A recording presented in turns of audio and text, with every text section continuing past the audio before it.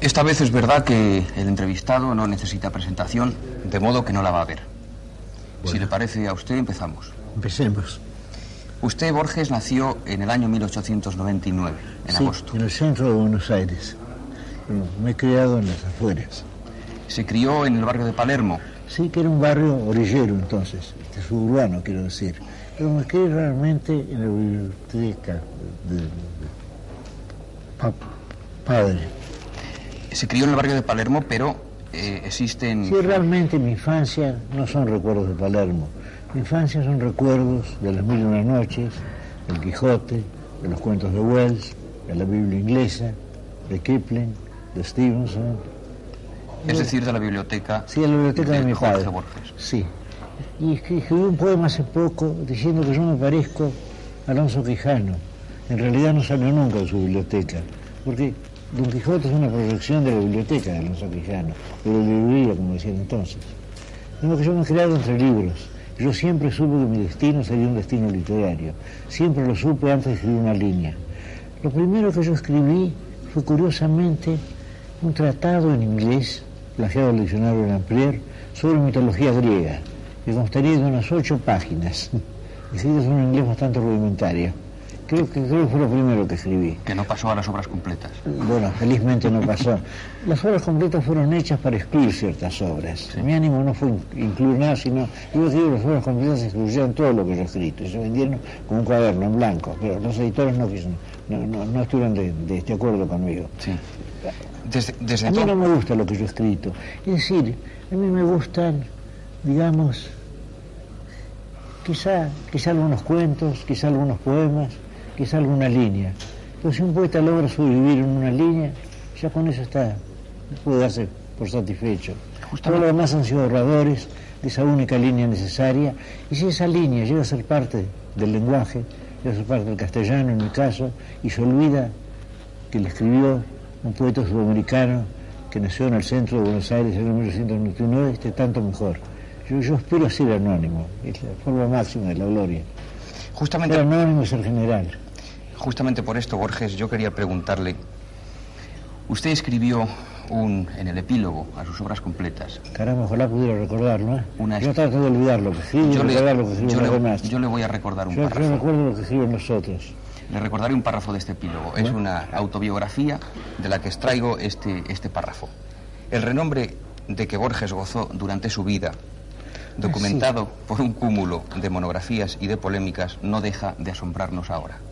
Nos consta que el primer asombrado fue él y que siempre temió que lo declararan un impostor o un chapucero o una singular mezcla de ambos. ¿Realmente piensa usted esto de Borges?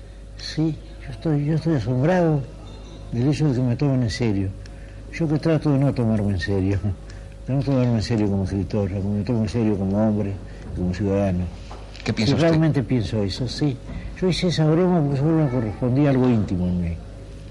Parece, Borges, que cada vez que se evoca la palabra Borges, al lado debería ir la palabra literatura, como algo ajeno, distinto, quizá opuesto a la palabra vida. ¿Qué entiende usted, Borges, por vida y qué entiende usted por literatura? La literatura es una de las felicidades de la vida. Negarse a la literatura es como negarse al amor, o negarse a la música, o a la pintura. Yo no entiendo por qué esa singular abstención, por qué ese ascetismo. La literatura puede hacernos felices en cualquier momento. Yo, felizmente para mí, tengo la memoria llena de versos castellanos, de versos ingleses, de versos alemanes, de versos franceses, latinos, italianos, y ahora de versos anglosajones y escandinavos también. ¿Usted me permite, Borges, que le recuerde que le evoque una escena familiar? Pero cómo no. Usted está sentado junto a Leonor Acevedo, su madre. Sí, mi madre, mi admirable madre, que murió a los 99 años. Cuando cumplió 97 años se quedó aterrada y me dijo, 97 años, se me fue la mano, porque era muy curiosa para lograr. En ese momento, justamente en que usted está sentado al lado de su madre, escribe estas frases. Padre, Nora, los abuelos, tu memoria y en ella la memoria de los mayores, los patios, los esclavos, el aguatero, la carga de los húsares del Perú y el oprobio de Rosas. Claro, los húsares del Perú los comandó mi abuelo en la batalla de Junín. el año 1826, y él tenía 26 años, sí. Y el oprobio de Rosas, de quien soy pariente, bueno, el oprobio de aquel dictador que se repitió luego singularmente en otro, de cuyo nombre no quiero acordarme, para usar una cita clásica. ¿Me permite que termine el párrafo? Que quiero hacerle una pregunta que yo espero que le complazca. Tu prisión valerosa, le dice usted a su madre. Ella estuvo un mes presa. Estuvo un mes presa durante el principio de esta dictadura. Y lo soportó como había soportado todo en la vida, ¿no? Exactamente. Casi con felicidad. Además ella pensó que estaba cumpliendo con la patria. Estando presa estaba haciendo algo por la patria, como habían hecho nuestros mayores y aquellos otros mayores españoles que fundaron ciudades como Córdoba y Buenos Aires, Jerónimo Luis de Cabrera y don Juan de Garay. ¿Y sigue usted evocando aquí las mañanas del Paso del Molino? Bueno, el Paso del Molino era un barrio del norte de Montevideo, donde nosotros pasábamos largos veraneos de 3 meses, donde yo por la primera vez vi gauchos. Yo nunca había visto gauchos en Buenos Aires, pero en Montevideo vi mis primeros gauchos. Los conocía por las letras, por Escazú, por General del Campo, por Hernández, pero nunca había visto un gaucho. Después conocí el campo, lo conocí en Buenos Aires. Pero mis primeros gauchos los vi, fueron gauchos orientales, como decimos allí, es decir, uruguayos. Pero allí decimos oriental y no uruguayo. Y es más linda la palabra, ¿eh? Qué raro que exista eso, ¿eh?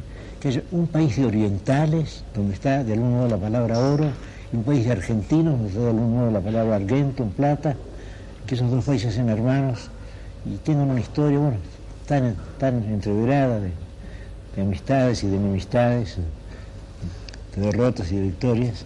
Sigue usted sentado al lado de su madre. Sí. Y le escribe: tu fresca ancianidad, tu amor a Dickens y a esa de Queiroz, madre, sí. Vos misma. Sí, bueno, ese vos corresponde al idioma coloquial argentino. Cuando usamos el vos con una forma especial del verbo. No decimos, por ejemplo, mira tú, sino mira vos. Y en Uruguay es muy curioso, que se usa el tú para las formas del verbo, del vos. Se dicen, mira tú, una forma intermedia. Sí, tu fresca ancianidad, es verdad, murió a los 99 años.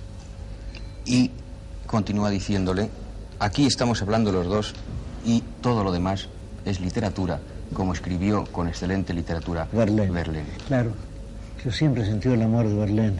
Yo creo que yo diría Verlaine y Hugo son los máximos poetas de la lengua francesa, y los máximos poetas del mundo, tal vez. Sobre todo Verlaine, hay una inocencia en Verlaine, a pesar de su vida desastrosa. Hay algo en Verlaine, hay algo inocente, como en Oscar Wilde también, hay algo espontáneo, inocente. Quizá lo más importante de un autor sea la imagen que él deja en los demás, ¿no? Más que una página de su obra, una línea de su obra. Todo autor está construyendo su imagen a lo largo del tiempo. Cuando usted le decía a su madre, y todo lo demás es literatura, ¿qué estaba literatura? Exactamente, qué estaba usted entendiendo en ese momento por literatura? Está usando la palabra del modo despectivo en que la usa Verlaine. Es decir, y todo lo demás es retórica, ¿no? Yo creo que eso es lo que Verlaine quería decir, ¿no? No es retórica, en cambio, cuando usted escribe un cuento titulado... Pero es que no es retórica cuando Verlaine lo escribió. Cuando Verlaine dijo, tú lo hagas de literatura, no estaba haciendo literatura, en el sentido despectivo de la palabra. Pero sí estaba haciéndola usted literatura cuando escribía el cuento titulado Utopía de un hombre que está cansado, que se contiene en el libro de arena. Bueno, ese cuento corresponde, digamos, a algo muy íntimo en mí, ¿no? Yo querría, digamos, un mínimo de gobierno. Yo querría casi que no hubiera Estado, que hubiera individuos. Al fin de todo, el Estado, los países, son abstracciones. Y un individuo no es una abstracción, aunque quizás lo sea también. Pero creo que realmente existen individuos. En cambio, si hablamos de continentes, si hablamos de naciones, aún si hablamos de ciudades, ya todo eso es abstracto y sea posiblemente falso. En cambio, este individuo no es falso, aunque yo no puedo identificarme como una parte de mi pasado, por ejemplo. Es el problema del yo, el hecho del río de Heráclito, el problema del tiempo que fluye y sin embargo algo permanece. Nuestras vidas son los ríos que van a dar en la mar que se han movido. Bueno, pero son los ríos, cada uno de nosotros es un río y no es el otro río. Aunque el río fluya continuamente, aunque su vida sea el fluir. Para los puristas del raccord, habría que decir que el entrevistado, que antes estaba de gris y ahora está de negro, es el mismo, pero es que pasaron desde entonces hasta ahora 5 horas.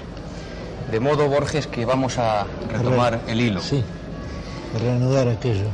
En el libro de Arena hay un cuento titulado Utopía de un hombre que está cansado.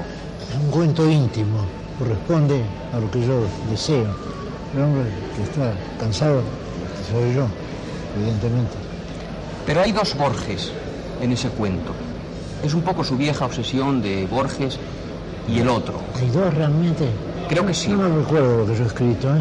Voy no a- recuerdo lo que otros han escrito. Voy a tratar de recordárselo. Bueno, Uno de esos personajes, uno de esos Borges, yo felizmente me olvido de Borges y me acuerdo de Virgilio.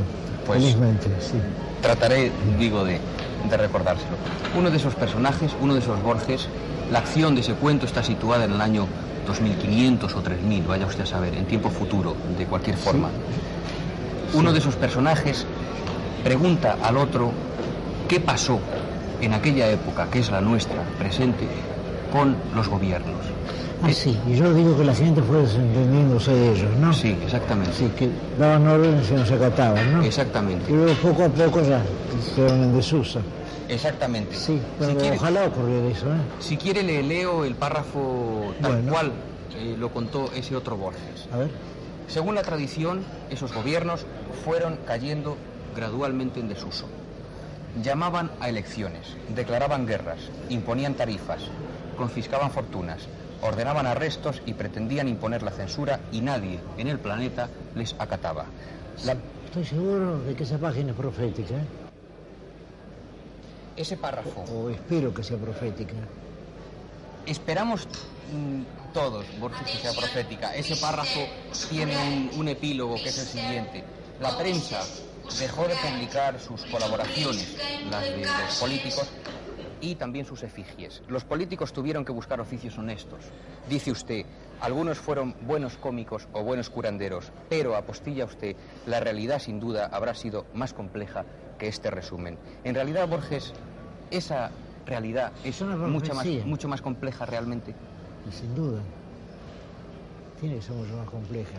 El día de hoy es imprevisible, sin haber ocurrido. Este diálogo es imprevisible, no está ocurriendo.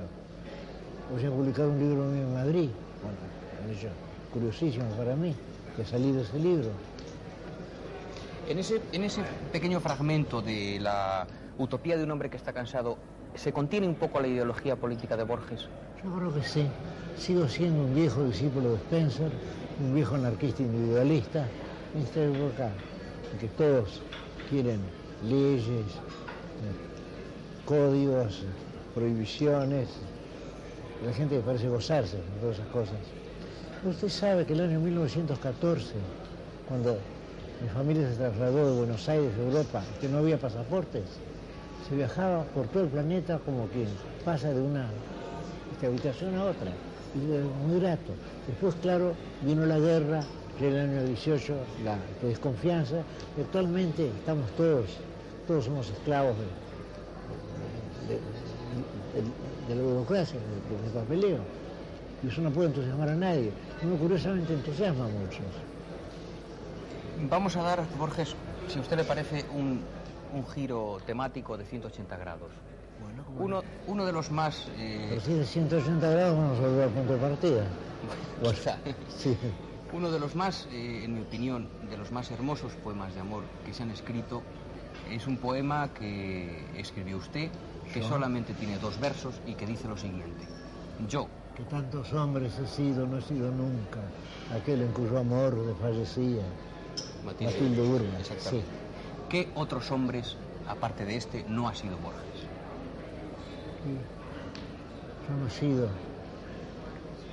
he sido el militar que fueron mis abuelos, no he sido el conquistador que fueron mis trasabuelos, no he sido tantos otros hombres, pero hubiera querido tener el molde, digamos, Matilde Urban, ¿no? Que no se llamaba evidentemente así. Pero no importa finalmente. Finalmente no importa. Finalmente, al cabo de los años, no importa que los hechos hayan ocurrido o no, lo importante es imaginarlos. Yo diría que la memoria es una de las formas de la invención. La memoria va plasmando las cosas. Que ya que los recuerdos que yo tengo de mi infancia son de algún modo obras de arte. Y que entonces no importa que las cosas hayan ocurrido o no, porque podemos imaginarlas. Podemos imaginar felicidades que no hemos tenido. Y quizás la función de la memoria sea esa, sea ser, digamos, esto me ocurre en este momento, estoy hablando un poco al azar, yo veo la memoria como una forma de literatura fantástica. Borges, hay dos mundos contrapuestos de los que usted ha hablado frecuentemente. ¿Cuáles son los dos? El mundo. Va a tener que informarme. El mundo, no hace falta, usted lo sabe perfectamente. El mundo de la luz, el mundo de las tinieblas. Próximo al mundo de la luz están los libros que antes del año 55 usted podía leer. Próximo al mundo de las tinieblas está justo ahí en el centro está su ceguera. Usted... Cierto, sí.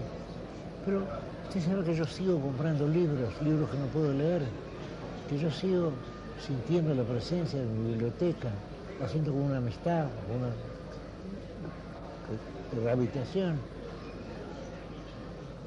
Son un poco dos dones que usted recibió y que escribió justamente en el poema de los dones, que yo me voy a permitir recitar ahora.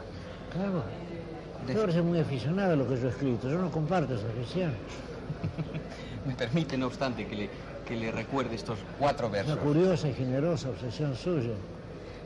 Dicen, nadie rebaje a lágrima o reproche esta declaración de la maestría de Dios, que con magnífica ironía me dio a la vez los libros y la noche. Los libros y la noche. Me nombraron director de la Biblioteca Nacional, casi en el momento en que yo descubrí que no podía leer los textos. Pero aquel fue un primer poema de los dones. Usted volvió a escribir otro poema de los dones. Bueno, enumero muchos dones. Casi el catálogo podría ser infinito, ¿eh? Por ejemplo, Borges. Porque todos son dones. En este momento... Las desdichas son dones también. Las desdichas son la arcilla, digamos, para la poesía. Y en este momento me siento tan abrumado por la bondad de ustedes. No, por Dios, Borges. Sí. ¿Qué añadiría usted? Tan indigno de... Aquellos 2 primeros dones.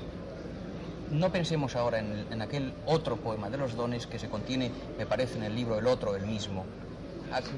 Dejemos a un lado aquel segundo poema de los dones. ¿Qué dones añadiría usted en este momento a aquellos 2 primeros dones, los libros y la noche que le fueron concedidos? Yo tendría que agregar esta noche, por ejemplo. Tendría que agregar los días que he pasado en España y en Grecia y en Francia. Todo eso tendría que ser agregado. Y lo que espero volver a pasar. Y los días de febrero que estaremos aquí conversando de nuevo. Todos esos son dones. Estoy recibiendo continuamente regalos. Yo tan indigno de la generosidad ajena. Pero hay, Borges, en ese mismo poema de los dones, 2 versos que dicen: yo, que me figuraba el paraíso bajo la especie de una biblioteca. ¿Todavía se figura usted el paraíso bajo la especie de una biblioteca? Sí, siempre. Espero recuperar mi vista en el paraíso. Me gustaría hojear libros, sobre todo, más que leerlos, ¿eh? Poder hojear un libro es una forma de felicidad. Me gustan las enciclopedias, libros hechos así para el ocio. Yo no soy un erudito, ni mucho menos. Soy un lector disperso, un lector agradecido. Por eso he estudiado muchos idiomas y sé muy poco de cada uno de ellos. Usted sabe, Borges, que un crítico llamado George Steiner aunó estos 3 nombres, Borges, Nabokov y Beckett, y que en cierta ocasión preguntaron a Nabokov cómo se sentía al lado de estos 2 nombres, Beckett y Borges, y él contestó que se sentía como un ladrón entre 2 Cristos. ¿Usted cómo se siente al lado de Nabokov y de Beckett? Son 2 nombres dispares. Beckett no me gusta, Nabokov sí. Beckett me parece una mera superstición. Nabokov es un gran escritor. Yo sé que yo no debería decir eso, ¿no? Pero estamos hablando entre amigos, estamos hablando con sinceridad. La verdad es que yo nunca he entendido por qué Beckett es famoso. En tal caso vamos a seguir con Nabokov y vamos a poner punto final a la entrevista. Nabokov habló en cierta ocasión de las perfectas piezas de Borges en miniatura. Sí, él dijo que yo era autor de laberintos minúsculos, y tiene razón. Porque Borges nunca escribió una novela. No, yo creo que nunca escribió una novela porque no estoy seguro de haber leído novelas. Fuera del Quijote, fuera de Conrad, fuera de Stevenson, fuera de Flaubert, fuera de Tolstoy también. Creo usted no haber leído novelas. No podría prescindir de la novela. En cambio, el cuento sí. Yo desde niño he leído cuentos y sigo leyendo cuentos. Y me gusta que me cuenten cuentos, además. Soy un auditor de cuentos, un oyente de cuentos. Nada más. Muchas gracias, Borges. Muchas gracias.